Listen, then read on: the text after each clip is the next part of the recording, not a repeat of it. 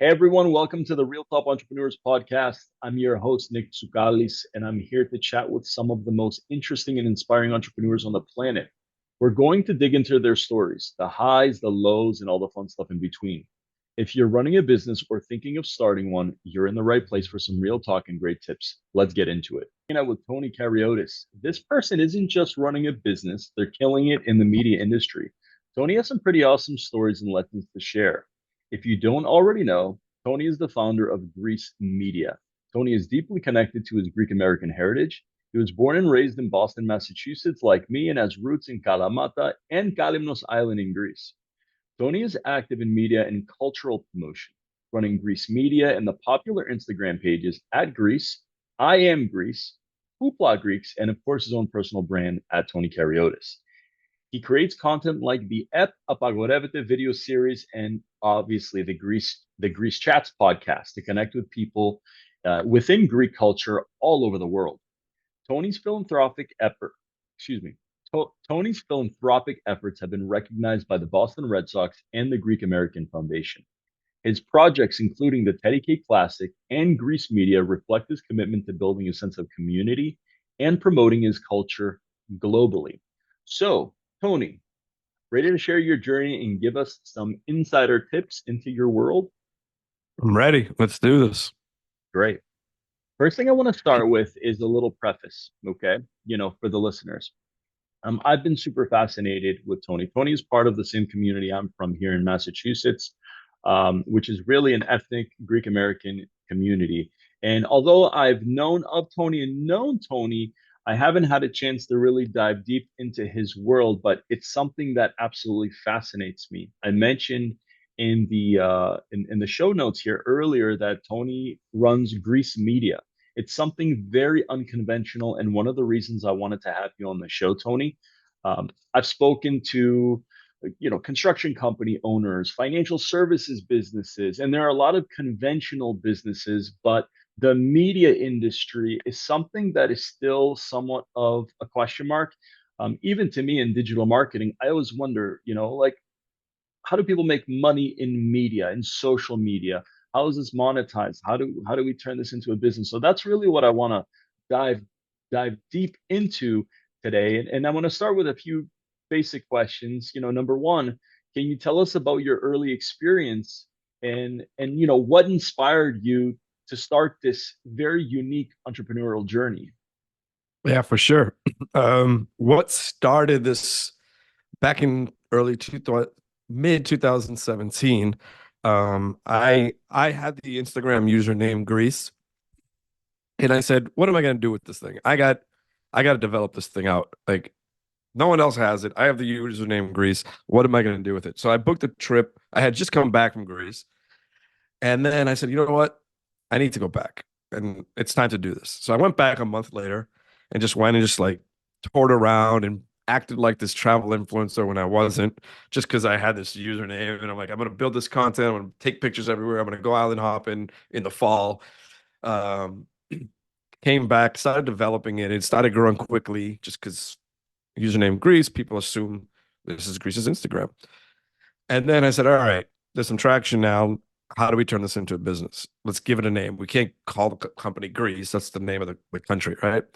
So I just added the word media after it and said, all right, Greece Media is the parent company of this at Greece thing and whatever else I add to it. Fast forward a few months, I'm like, all right, if I'm going to do this, I am well known in Greek America in Boston, but I need to put myself out there too. But I don't want to take this Greece page and put my face all over it. I don't want it to be Tony's page and it's at Greece. I want this to look like it's just showing you Greece. So we need to create a second identity.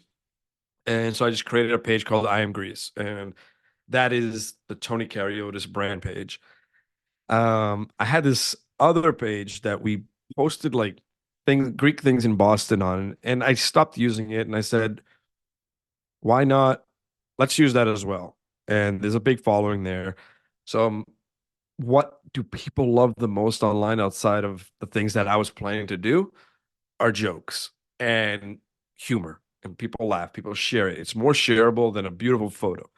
So I said, all right, I got my triangle of at Greece, a personal identity, and a humor page. And we are going to run with these three as this holy trinity and see what we do with it. And then I said, all right, this is just bringing in an audience. What am I doing with this audience? Are they coming in just to say they follow, or is there a website I'm going to send them to, somewhere where we can provide value? So that's where Grease Media comes into play. And we created a website that generates traffic through our Instagrams, and then we added a travel blog to it. And then the services had to come into play. So the obvious one was travel services. We installed that. Then along the way, we decided to add Greek citizenship acquisition assistance, which is something that's pretty big in the Greek diaspora. Greeks want their citizenship, and a lot of people try to do it on their own, and then they run into the consul doesn't call them back, or they block their number, or they lock the doors when they try to go visit them.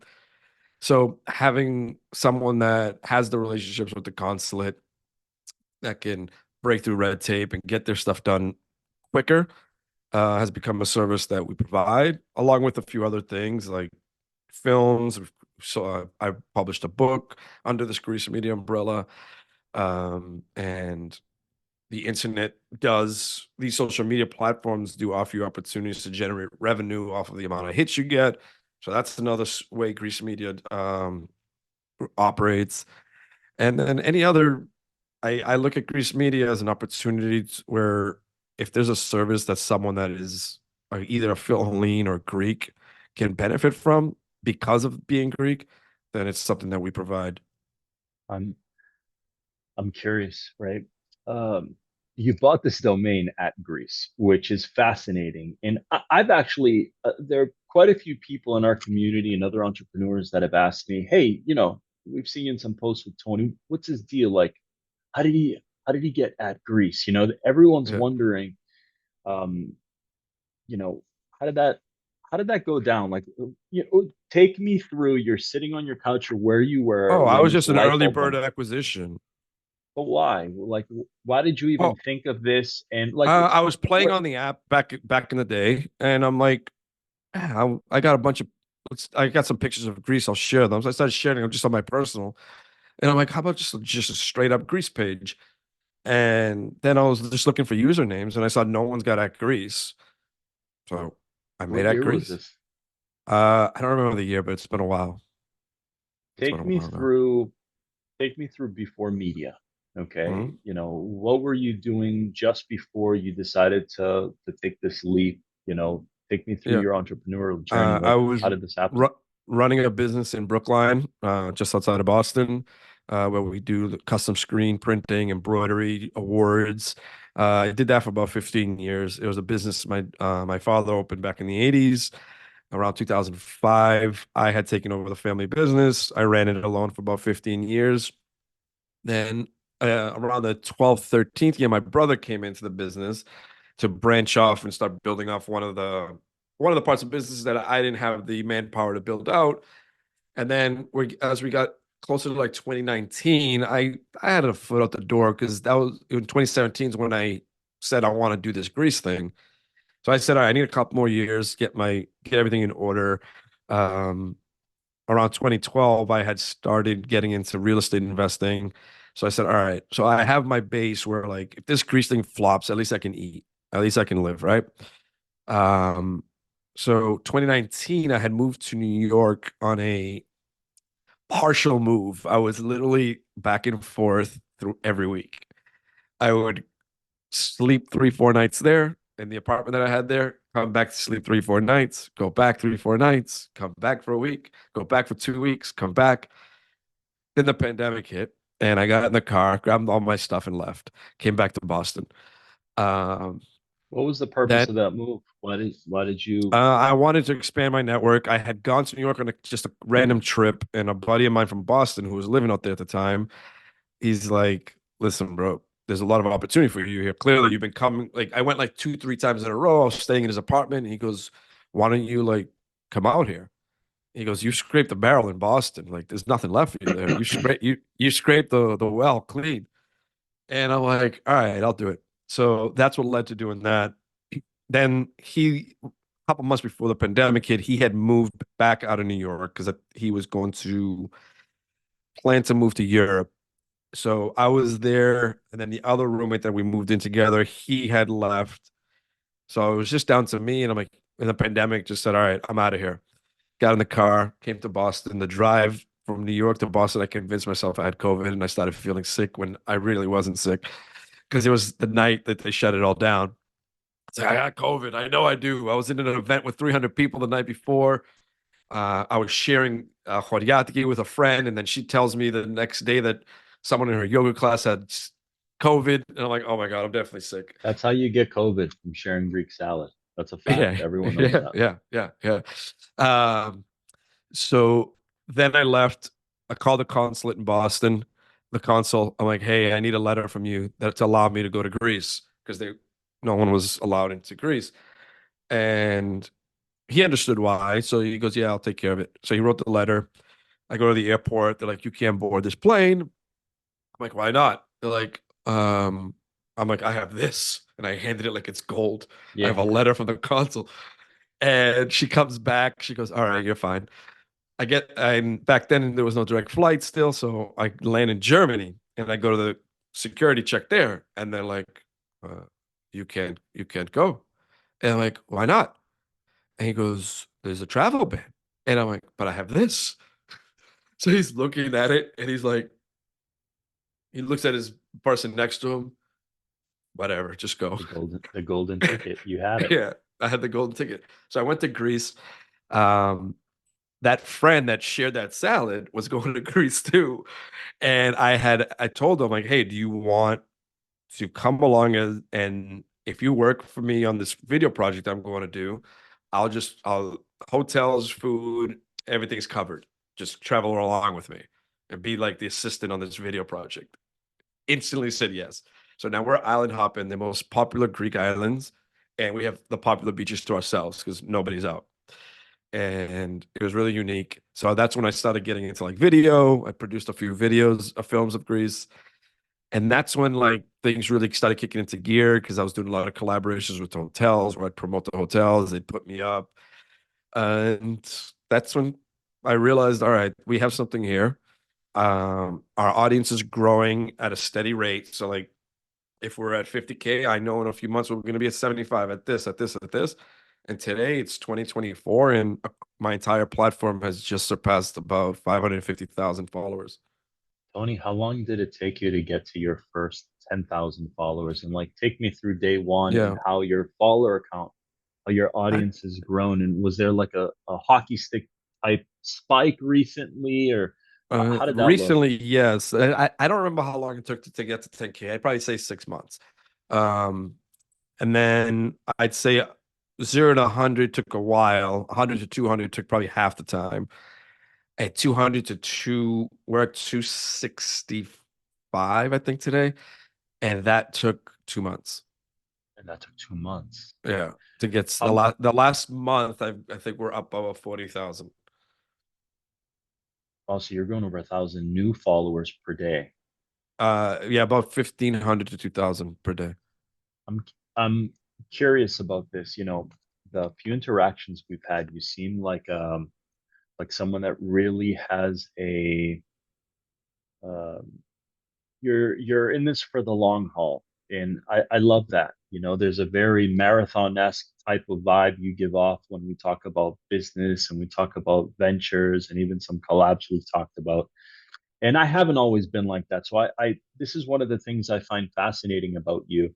When you started building your audience and you started posting all this content, did you already have an end result in mind, and now you're sort of reaping the fruits of your labor, or were you just, hey, I'm just gonna put it out there and see what happens? Like, what was your vision then Yeah. for I'd this say the thing? first 6 months to a year, it was probably let's put it out there and just like figure this out as we go.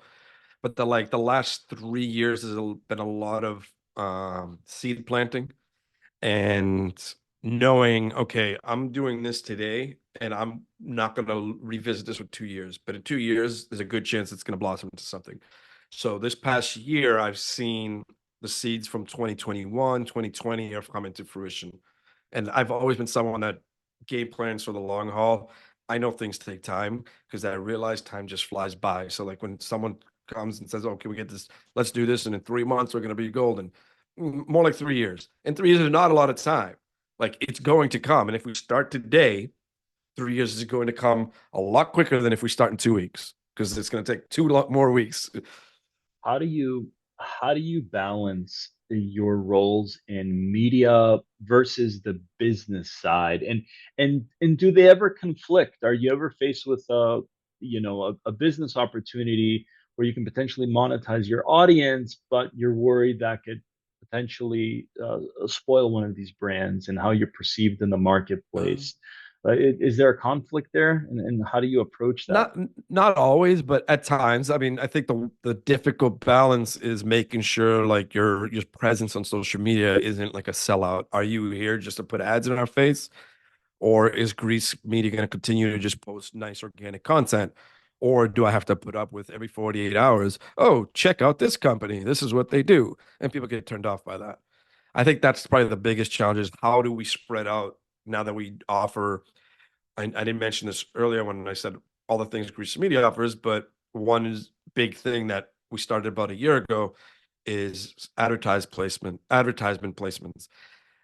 And while I can provide amazing exposure to these companies, at what point are these files going to get turned off? So we need to really be careful of how often these things are dripped. Is it going to be a post? If it is, it's going to be significantly different than a story because if it's getting put in front of them as a flyer, there's a chance you might get a percent of your followers to say, "I'm going to unfollow this company because they're no longer what I thought they were." Um, and then it's getting the conversions for these clients. So that's probably the toughest challenge is making sure advertisements are not ruining the product. Um, Mentors, influencers, who's inspired you specifically on the media side? I mean, I know there are a lot of entrepreneurial people in your life. I mean, you grew up in a family business, but specifically the media side. Do you have anyone that has been kind of a go-to, or whether it's a big celebrity or someone one-on-one, or potentially both? Um, No one in particular. I mean, I have a lot of like close friends I go for inspiration and ideas, and we just bounce ideas off, but no one specifically as like a celebrity. I think one thing that did change my perspective on things was I'd say when I read this book, but I don't read books, I listen to books. Um, my brother put me on this book and he goes, I check this out, but I'm pretty sure you've read it or heard it already because you do a lot of things in this book. And I was like, I never heard of this book. And during that year in 2019, my trips to New York were literally listening to that book from getting on 95 or the Mass Pike all the way to New York. I would listen to like three, four chapters. And then on the way back, I listened to three, four. I probably went through the book like twice. Tim Ferriss, the 4 Hour Work Week. Fantastic book. I listened to that Yes. almost a decade ago and almost put myself out of a job because I had nothing to do. So that's a great book. What did you pull from that book? A few bullet points you think really stuck Uh, out that you applied? Trying to be efficient with your time, realizing that um, trying to learn how to delegate a bit more, virtual assistants, stuff like that. I never really got into that until recently. Um, I and realizing that not the entire world is not in America, and you can do things around the planet. And one line that always stands out for that $300 night out, $400 night out in the city, you could end up doing a round trip to Buenos Aires or something and spending a week there and coming back and stuff like that. Just like, should we just look at things differently here? Like, I Wow, mean, obviously, Greece isn't going to be super cheap, but it's cheaper. Obviously, flying to Greece is going to cost us a lot, but in the middle of the winter, you could go to Greece and back and spend a week for under $1,000. $100,000. Yeah, I always tell people if you want a great time to go there in November. You know, we do a week there once a year, a group of Yeah, friends, and it's probably one of the best times of the year. I actually enjoy it sometimes even more than the summer. Um, yeah. you know, you're inspiring a lot of people, including myself, to be more consistent with social media. And you've actually kicked my butt about relaunching the podcast. So thanks for getting on me about that. Now, Sure. younger entrepreneurs that are looking to start something in the, or start something, media related, like what advice would you give them? Uh, don't expect instant results. Be extremely patient. Um, and learn from I guess, learn from peers and learn from who you assume is your competition. Your competition is not always your competition, but if you think that this other company is basically my competition, well, you can learn from them. You don't need to steal from them, but you can learn from them. All right, let's write the manual. Okay, let's write the Yeah. manual. You said something timeline, right? Business owners love timeline, right? Ah, They're yes. always fighting against time, aka fighting against cash flow. Take me through a practical timeline. Someone that is putting in the effort and creating content and how they're going to monetize it. I don't know. Let's put that on the back burner. But what type of timelines do you think it takes, and how many attempts to create media before they can measure and measure the results and obviously improve and start to get some traction? Like, take me through a few bullet points of that. Uh, I think the first measurement should be in about a half a year. Um, and you need to be consistent because look, I had a nice handicap building all these things. I had the username Grease, so like I'm not gonna sit here and say I figured it out and I know how to do things. It's it's easier when you have something like that, right? But it doesn't mean that it can't be done with a page that's called I would love to be in Greece.com. Like just because that's not at Greece, you can still do it. Social media loves a few things. They love consistent posters. So if you come out when you have this banger of a hit and you got your a few thousand likes or views and you're super excited, and the next one's got just a couple of hundred, that well, it might be because you got really lucky or you don't post consistently enough. And that's really the answer. So if you build a nice schedule, you can use a lot of automation tools now. Facebook allows you to schedule out 30 days of Instagram and Facebook posts. If you start doing that and you put one piece of content per day, by 6 months, you're gonna start seeing that Instagram and Facebook are taking care of you. They're like, all right, they're playing by our rules. Wait, you could do it without even boosting your posts. Like, I don't think I've ever boosted a grease post for a photography or video, but eventually they just started taking off. So I think post it consistently. And when I say consistently, like stay consistent so that these algorithms know, oh my, like before you even schedule it, we know that they're going to do this today. How do you measure the success for Tony? Like, how do you define success, and how do you measure success for your media company? I asked this question to everybody on my podcast. I don't think I know how to answer it though. Uh, how do I define success? Oh man, Well, when specifically, when you're saying when it comes to media, you don't mean in let life. You just let mean in let's media. drill down. Actually, yeah, let's focus on media for a second. How do you define success for for your pages, for your audience? Like, is it just pure numbers? Is it growth? How would you define it? That's what's important. I think, yeah, consistent growth. Um, this is a tough one. I've never asked myself this when it comes to the business side of the Greece media, but I would say um, good customer feedback, good follower feedback, consistent growth, no negative reviews, and people.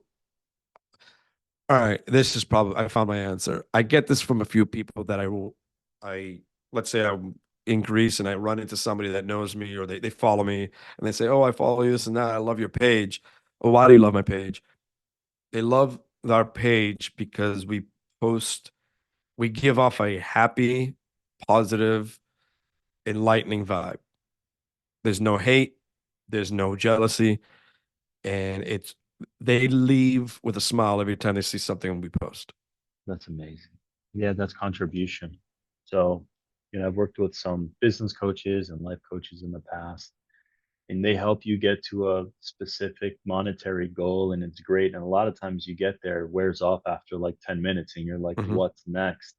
And then what you find is all the ways you've contributed to the world, the things that last and the things you take with you. And I think what you're saying right now is really going to be part of your legacy. I think one day, I'll see you at a church festival, and we'll talk about this and say, oh man, remember, that Yeah. what you contributed to our community and to the world, really, and how you shared something Hmm. very beautiful. Our culture is something special. And I give you a lot of credit for that. It's a pretty beautiful thing. And I want to add one more thing to what I was just saying about how, so when people would say stuff like that, what's even more success is it's not one-offs. This happened when this does happen with more than one, two, three people, when they all say the same thing. I look at that as, okay, what we're doing is working. So that is success. And then one other super challenge when it comes to, for instance, this media thing, and I think this translates to every business, is how do you, when you start from day one, how do you handle the post honeymoon phase? You're excited for a couple of years, 2, 3 years, but then it's just a routine.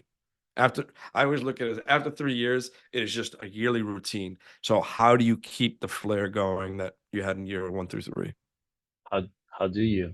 Is I it don't know. because You got to, oh, I do know. You got to keep growing. You got to keep expanding. You got to keep adding something new to it. Otherwise, if you're the exact same product every single year, I think the honeymoon phase will phase out even for your customers. got it? I'm curious. How do you see the intersection for your love of sports, media, and your Greek heritage, shaping your future endeavors? And something I didn't get into, and I think we can expand on this is, and one of the ways, you're really contributing is the Teddy K Classic. And we'll expand on that. And actually, why don't we stay there for a second? Because, Mhm. we're all business, right? We're always all business. How can we put $1 in the machine and have it spit out 4 and return on investment and EBITDA and blah blah blah. But you're contributing to this community quite a bit. Maybe you can tell us about the Teddy K Classic, and then we'll jump into that question. Sure. The Teddy K Classic back in, so my dad passed back in 2008. And in 2009, we decided to start a basketball tournament in his memory. And the purpose would be bring the community back together and raise some funds and give it back to one of the kids as a scholarship.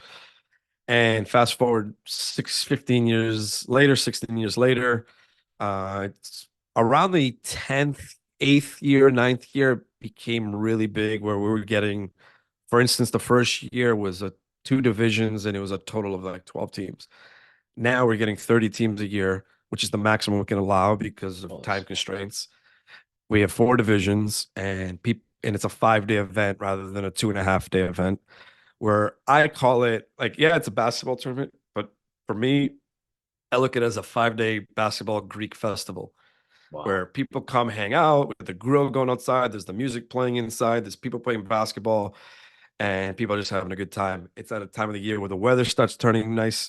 First week of April, I mean May. Sorry, April's still cold. First week of May, and it's just a nice vibe. And we've given out about now close to 50 micro scholarships, and each year we give one big one, and anyone else that applies will still get a micro scholarship. How do you see sports, media, your Greek heritage, travel? How do you see this stuff intersecting? And is there a future in your media journey specifically to sports? Because putting on an event like this with 30 teams is pretty. I didn't actually realize the size of the event. Mhm. That's pretty insane. Like, how does this stuff all melt together and expand? I don't know if they necessarily blend together. I think like between Greece, media Greece, I think it's two completely different entities. But I mean, it's targeted just to Greek Americans that want to come play. So I don't know how it necessarily ties together. I think it's just two different things that I create and do, but not necessarily merge. Let's um let's talk about something fun. Okay, Yeah. I'm a huge fan of one of your specific handles, Hoopla Greeks. I'm a you know eh, I'm trying to be serious for this podcast by wearing dark colors, but you know me, there's not there aren't too many serious things coming out of my mouth most days. Um, I'm a massive fan of hoopla, and I'm a massive fan of for you non-Greek listeners, Eppppp, which maybe you can take our listeners through. What does that translate to, and what the heck is it? Because it's freaking hilarious. Eppppp, it translates to, hey, that's forbidden. So it's not that funny in English. Hey, that's forbidden. Hey, you knee slapper. No. Ip is basically, so 1 year, we were in Greece on this island. We were heading to the beach. I'll just tell you what created it. And What then I'll tell island? you, we were on Sedifos. It was me, Maria, and a friend of ours. And we're driving to the beach. And on this island, like everything's a one way or there's mountains. And if I continued to go, I would have had to go all around the Horio to come back for this coffee. So I parked in front of the bakery. Maria runs in to grab 3 coffees. Makes And sense. I, and as I do it, I start parallel parking. And then this guy with a bike comes right behind me, motorcycle, and he just yells, "Whatever." And I'm like, arms up and everything. Tita, like, relax. No big deal. He just walks away. Some lady comes out of the bakery, probably his wife, grabs his bike and pushes it closer to me as I'm reversing. About whatever the sweet puppy. And I'm like, I said, daughter, we're buying you 3 coffees off you guys, and I'm not going around this mountain just to come back. And I'm staying right here. So so Maria comes out and she's like, what's the fuss about this and that? She gets in the car. I drive off, explain to her. And I'm like, and now the rest of the day and the rest of the week, I realize how many tabeles, signs in Greece say about whatever. Everything's about whatever, about whatever, about whatever. And because he said it so aggressively, it was stuck in my head. I literally was mumbling it for like 3 straight days. By whatever, by whatever. Who's he think he is? By whatever. But then we're back in Athens and we're at this luncheon. And we're after this event, they took us to this event, and there was like 30 people. And I'm sitting there with a toothpick in my mouth after we had eaten this food everywhere. And just this idea came to me, and I hand my phone to my friend who's sitting across from me. I'm like, hey, video me for a second. So I'm like playing the papu, the grandfather, where Yeah. he's like picking his tooth and he's like looking around, looking start something. And I just do this on camera, like, and I'm like, that's all I need. Thank you. I posted online. It's getting likes. People are like, oh shit, this is funny. This is funny. Oh, my grandfather does that. Or yeah. That I've heard that in my life. A week goes by and we're up in Kavala. And my girlfriend's got this balcony or her mother's house. Your Should say, fiance. yeah, I should say fiance. She's caught me a couple of times, still saying girlfriend. Um, and I'm like, Maria, video me. I got an idea.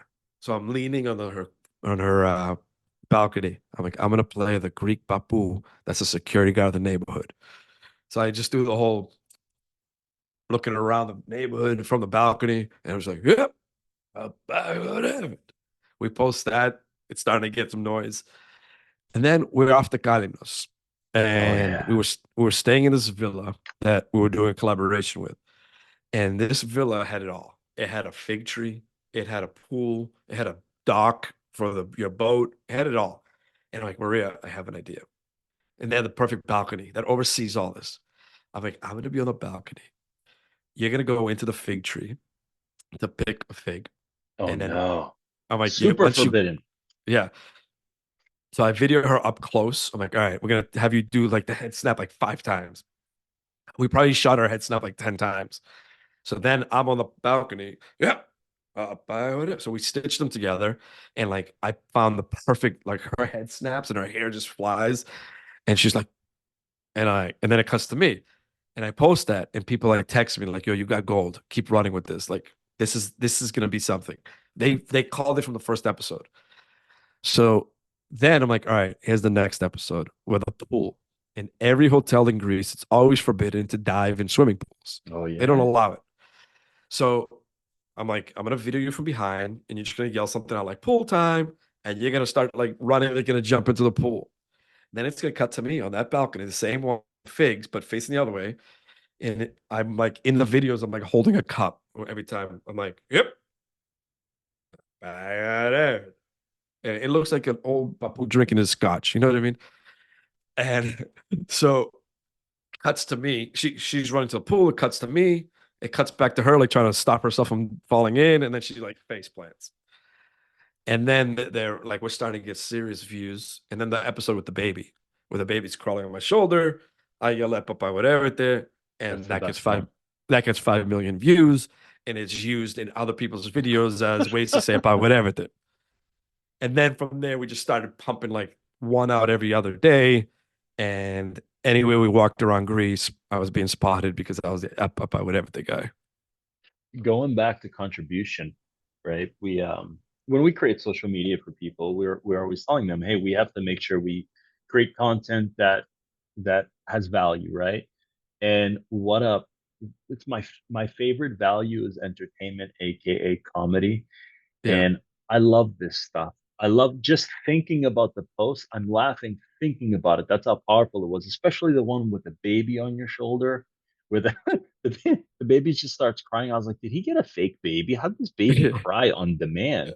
yeah, And I think you're really nailing it with this because I think Greece, as well as really like the rest of Europe, because of war and a lot of different things that have gone on, there were mostly war over the last, I don't know, couple thousand years. There is a greater sense of community there.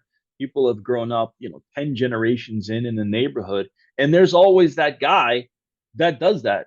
Going to my grandfather's village on the yeah, same island, there's a guy that literally stopped me and my friends from walking down the street, just walking down a public street and did the same thing. He was like, yeah, "Yep." And I was like, yeah, so I think we can all identify that with that, but I think it goes further than even our culture. I think all of Europe and a lot of the world can identify with that grandfather, with yeah. that neighborhood protector. I think we've Yes, all had a little experience for with sure. And that's one thing a lot of people would message me saying that this is going to do really good because every Greek has been yelled this at some point in their life in a very serious fashion, with someone yelled about whatever. And then on the other hand, it's not about the word about whatever there is. They keep saying it's the way you say it. Because my goal was not just to say about whatever, because that's not funny. I thought we're gonna say it like I tried to picture an old grandfather who's so tired with life that he's too lazy to complete the word.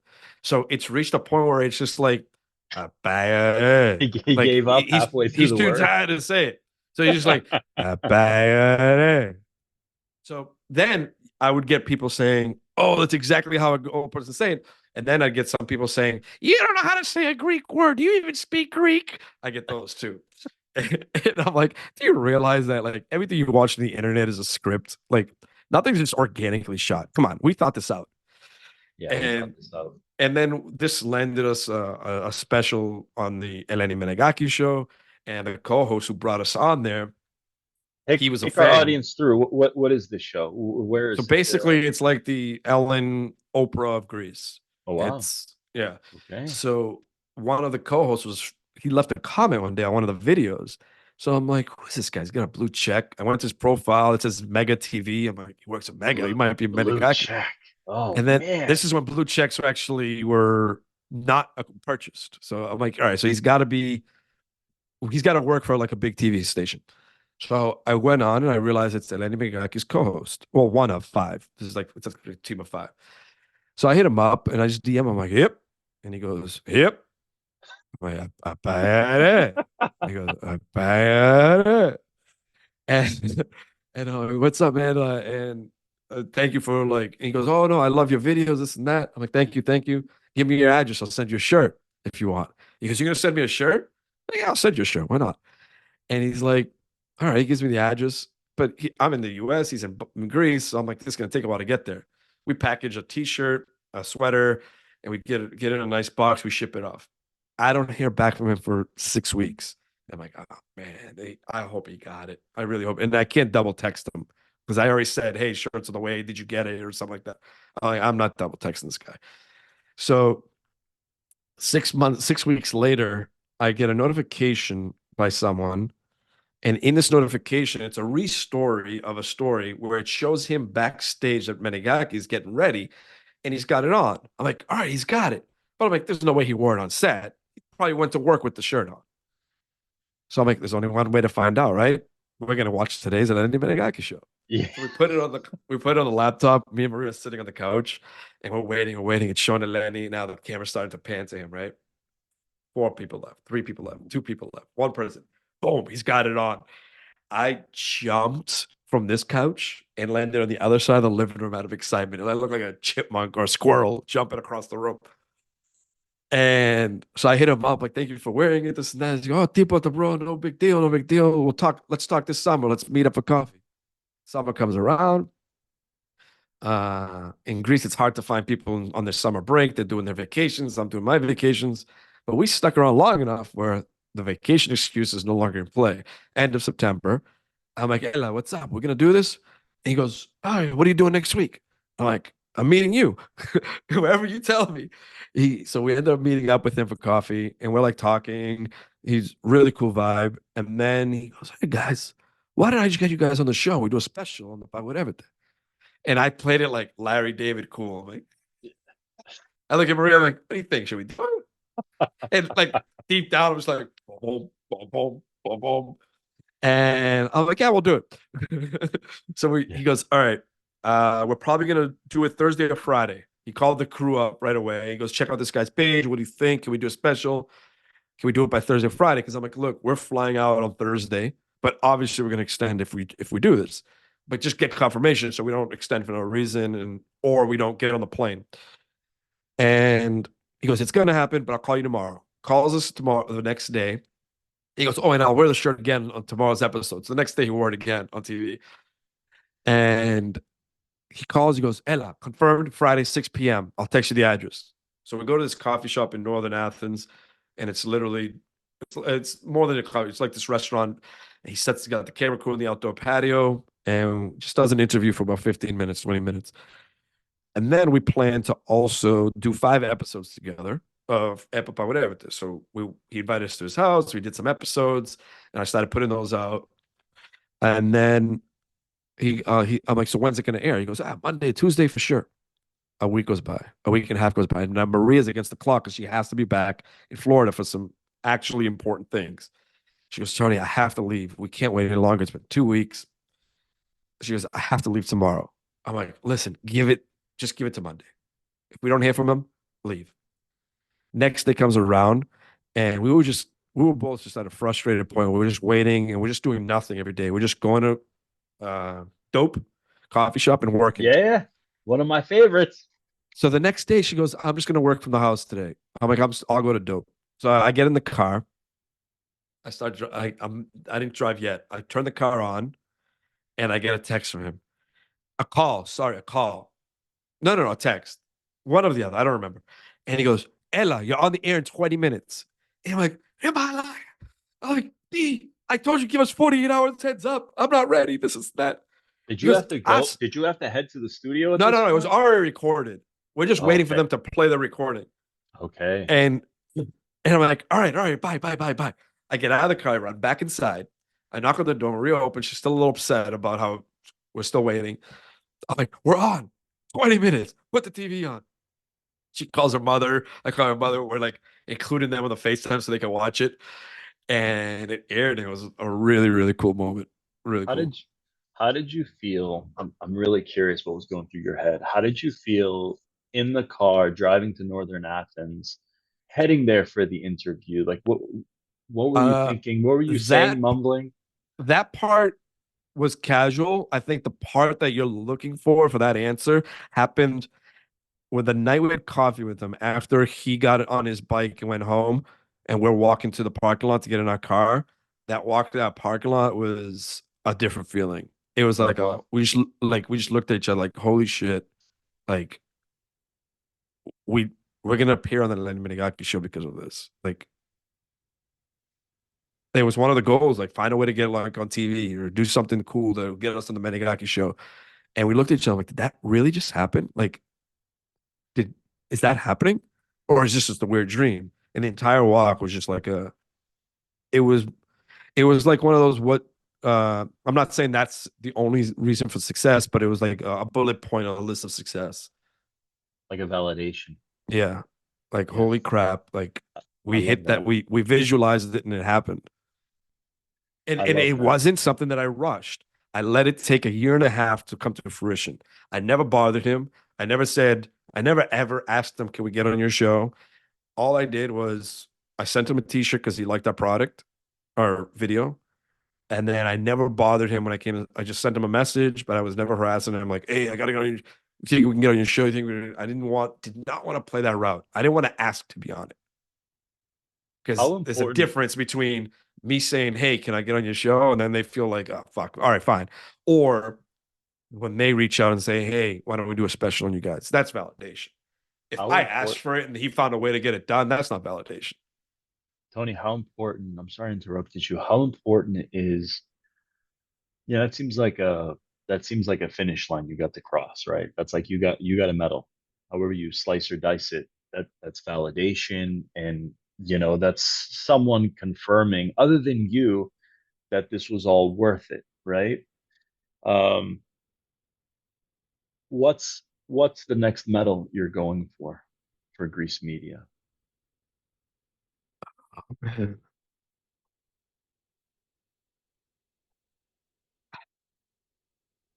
Is it another show you want to be on, or is it I think the sometimes next one is on the business side.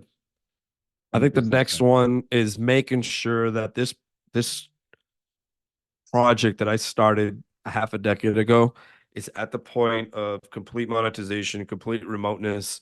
When I say remoteness, like being able to operate this from anywhere, which is possible. But I'm just saying, if we can automate this where I have my employees, I have my team, and everything is flowing, and I don't have to worry about did we get this contract or did we get that deal, did we get that deal done? We're at a point where things are good and now I can work on the next project. I think that is probably the next thing I'm looking forward to.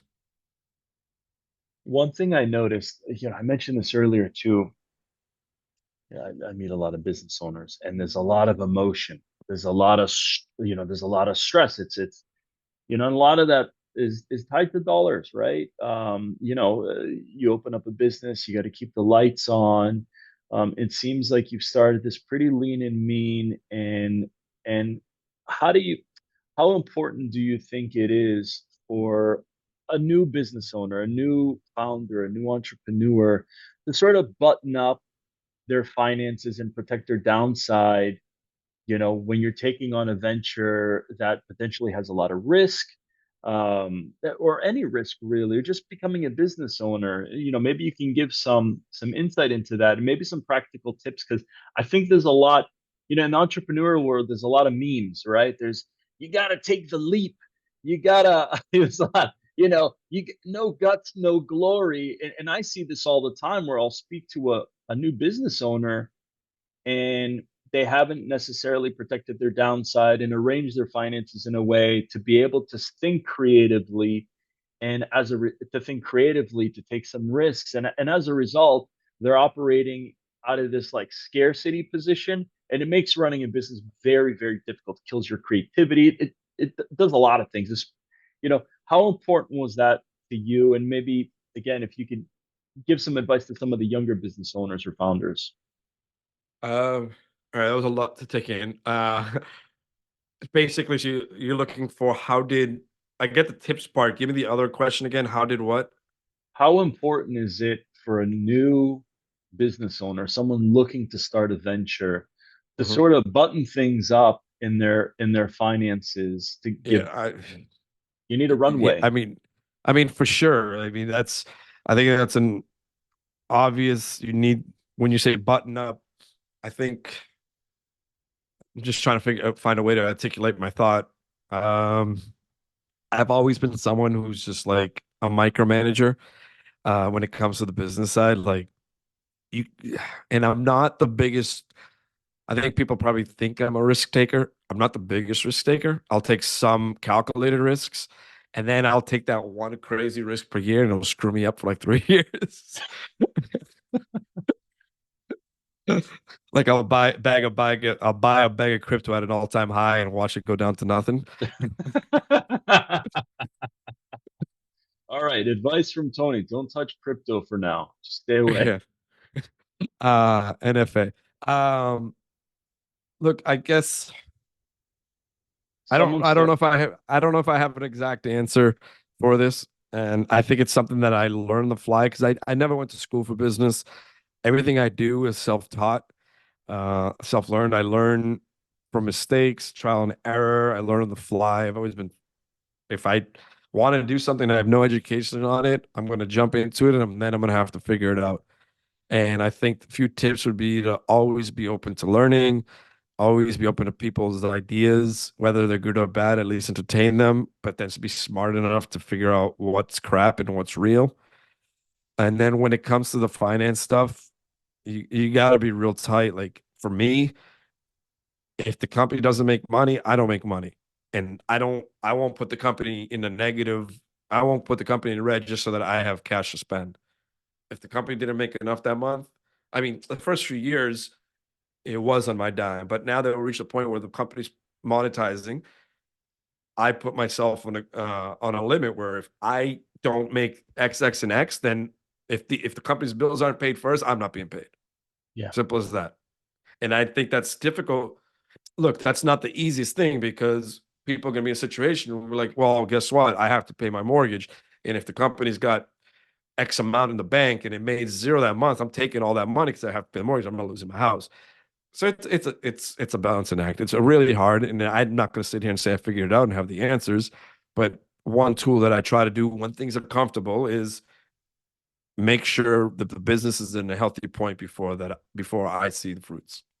got it. And that's something that I think, you've been kind enough to come on for this relaunch episode, and you've pushed me to relaunch this podcast, and I thank you for that. And one thing that I really wanted to get into with all of our future guests is not just the inspiration, the motivation, and the creative side, but these businesses, a lot of these podcasts, no one's talking about the dollars and cents and how difficult it is for the new business owner to keep the lights on. My first business, we went 18 months in the red, and it was very challenging and very stressful, and I had to do it. It is what it is. But I wish I knew a Tony Kariotis back in my 20s that I could say, Tony, maybe you can give me some tips so I won't put myself in the hole a couple hundred grand unnecessarily. Any practical advice, whether that's my own personal finance or the business finances. So I love that. You know, you're not straining the business by just, all right, let me pull up cash unnecessarily. Business first, me second. And I think that's a great tip. I want to start wrapping up. I have a couple of questions left, and thanks for doing this. Yeah, As we're sure. wrapping up, um, take me through a daily habit that you think has been a large contributor to your success. Um, Probably to-do lists and making sure each one's checked off. That's so simple and practical. Where do you keep Mm. your to-do list? It used to be paper only Okay. because I realized there's the satisfaction of taking the pen and going like this and scratching it off, or check marking. There's a satisfaction to that. But I eventually transitioned and I use the Notes app on my Mac.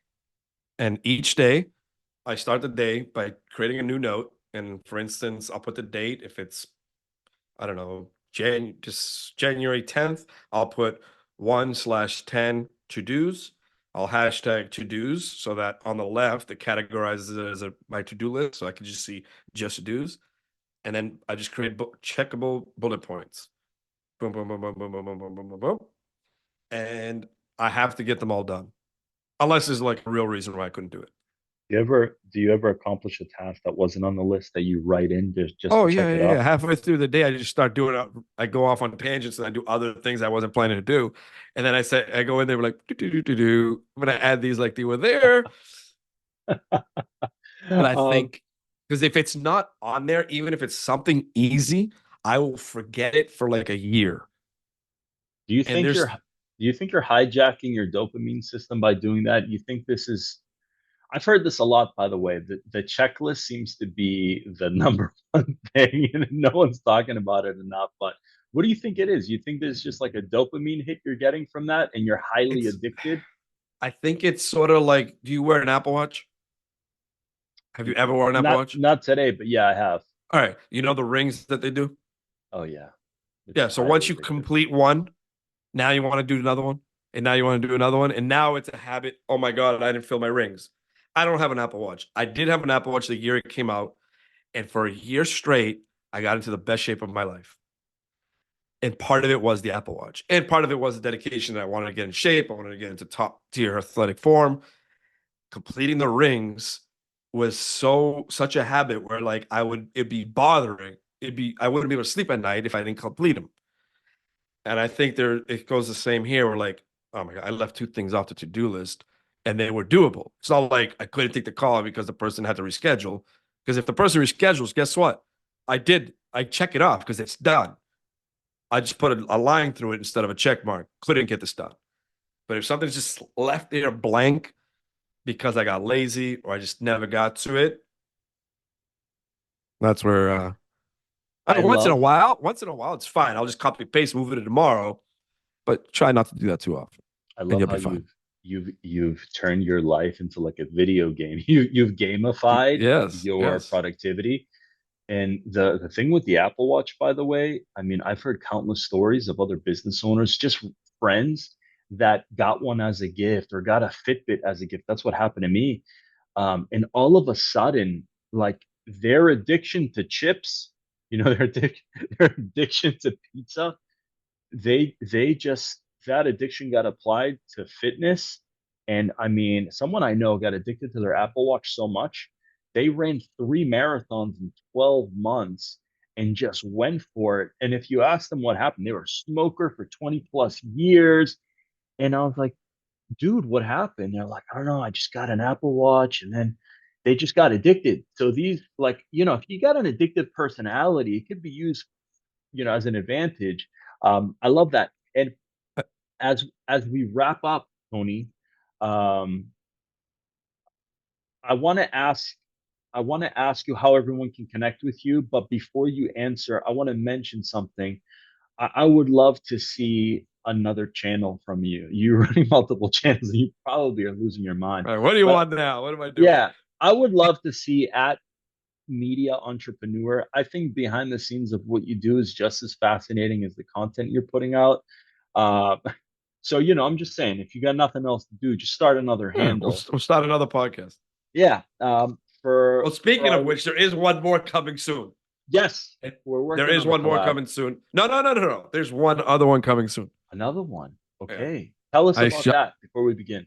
Before we exit. I shot a pilot episode last week with a kid out of Greece, and we are going to bring you the dynamics of two Greeks, one from the motherland and one from the diaspora, and talk about Greek language, Greek culture, Greek lifestyle, the differences between that in Greece and that in Greek America. And we're simply calling it Growing Up Greek, I love that. That's the Grown Up Greek phenomenal. podcast. How are we going to be able to access that podcast? Do we know Uh, yet? we're still working on everything. We recorded an episode. We're gonna start like booking our usernames and all that. Do a dedicated YouTube, a dedicated Apple Podcast, Spotify. But we're probably gonna share the pilot within a week because it's done. We recorded it. It was just a fun conversation. Talk about what we're gonna do. So yeah, there's always room for another podcast though. There's We can do an always room for entrepreneurship. another podcast. I love it. It's addicted, and it goes back to being addicted to success, addicted to being productive, addicted to your to dos. That was tough to say. To dos, addicted to dos, Apple Notes. This is and then really because of Apple and Notes. then the most important thing in everything is experience. Once you've learned something, and I hear this with a lot of like the millionaires in the world and the billionaires, where they say this in podcasts. They're like, if I lost everything today, I can get back to here quickly off experience. Of experience. Yeah, And there's some crazy and then one stats other behind thing that. we didn't really dive into much when we were gonna a little bit, but we kind of and which is fine, the basketball stuff. One lesson I learned coaching basketball, the first 7 years, I was craving to win a championship, and it eluded me like hell. What am I doing wrong? What am I doing wrong? And I had this guy that would come by the store, he was a friend of my dad's, and he'd come and he'd be like, "You got a game Sunday?" I'm like, "Yeah." He goes, "All right, what kind of team you playing against, this and that. He'd give me the strat. He'd put coins on the table and we just drop plays together, right? Wow. And then he goes, I think you should go with the 2-3 press here. Go if they're gonna be like this, you hit him with the, he was taking it above and beyond, but in a good way. And then I haven't spoken to him in a while. And 7 years, like it took me like 7 years, and I finally won the first one. And he told me this one thing. He goes, Tony, once you get that first one, you're gonna become addicted, and they're gonna be winning is gonna become addicted to you based off experience, and you're gonna build like this reputation. And then fast forward from 2014 to now, between season leagues, tournaments, playoffs, this and that, it's been 17 championships. Holy smokes. Winning Yeah, is addicted to you. it's addictive. It's addictive. That's one of the best quotes of all time. You got to put that on a t-shirt. Winning is addicted to Yeah. me. And Like, then it holy reached a smokes. point where this is when I sat back and smiled. And this was a success point, even though this is volunteer work. I know it's volunteer work, but guess what? You still learn from it, and you learn a lot of life values. And that's why I do this, because these kids learn from it. It reached a point where when it came to tournament time or kids would not have a team, they would always say, come to me, even if they're part of another community, how can I get on your team? I want to come play with you guys. I don't want to Holy play with you smokes. guys. I want to play with you guys. You guys know how to win, stuff like that. And that's when I was like, man, I've become the guy in this league that the kids will come if they're like their church doesn't have a team, or they might not have enough guys, or they're just want a chance to finally win something. And they'd call me and say, hey, is there a chance I can come with you on that tournament you're going to? And now at that point, I was like, wow. When I backtracked to the beginning, when I didn't have one, and now to the point where people are coming to me because they want to experience that. It's addictive. And it came with patience. I waited, I learned, I had to figure it out the hard way, and it's fun. That's an amazing story. I think we got to have you on again. I want to talk more about basketball. Tony, today has been a lot of fun, and we've spent a lot of time together lately, but I learned a lot of stuff today that I didn't know about. And this last part of the story, winning is addicted to me. That that's pretty cool stuff. Tony, for our listeners, how can they connect with you? Where can they find you? Tell them. You can find me anywhere on the internet. If you're on Instagram, simply look up the username I am Greece. You could message me there, follow me. If you want to follow the company, it's at Greece or at Greece Media. If you want to look at the jokes that you like, the memes, the Greek memes, you go to Hoopla Greeks. I'm on LinkedIn as Tony Kariotis. I'm on Facebook as Tony Kariotis. I'm on YouTube as I am Greece / Tony Kariotis. Where else am I? I'm on TikTok at I am Greece. And every platform I'm on there. So it's not hard to find me. Just Google Tony Kariotis. You'll find a way to reach me. You're yeah, I don't think it's going to be difficult to find this guy. Tony, thanks for being on the podcast today. This has been a lot of fun, and I hope we can do it again very soon. Thank you, bro. Thanks for having me, Kitas.